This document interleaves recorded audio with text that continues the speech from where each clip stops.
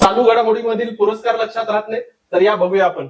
60वा ज्ञानपीठ पुरस्कार 2025 आर वैरामुथू या तमिळ लेखकाला मिळालेला आहे. तर हे लक्षात कसं ठेवणार, एक ट्रिक आहे.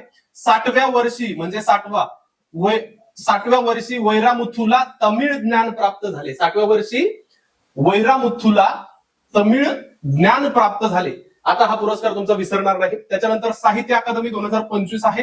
राजू बाविस्कर यांना हा पुरस्कार प्रदान करण्यात आला काळ्या निळ्या रेषा या आत्मकथेसाठी. तर हे लक्षात ठेवण्यासाठी ट्रिक आहे. राजूने काळ्या निळ्या रेषावरून साहित्य जिंकले किंवा साहित्य लिहिले. राजूने काळ्या निळ्या रेषावरून साहित्य लिहिले. आता तुम्हाला ते लक्षात राहील. त्याच्यानंतर साहित्य अकादमी युवा पुरस्कार आहे.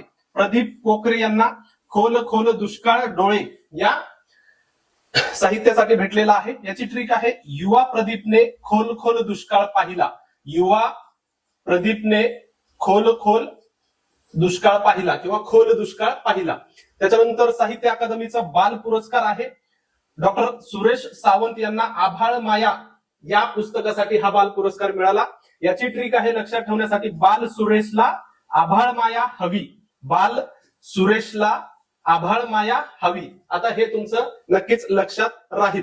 अशाच भन्नाट ट्रिकसाठी आपलं एमपीएससी मंत्र ऍप डाउनलोड करा. त्याच्यामध्ये सिम्प्लिफाईड फास्ट ट्रॅक बॅच आहे ती नक्की जॉईन करा. धन्यवाद.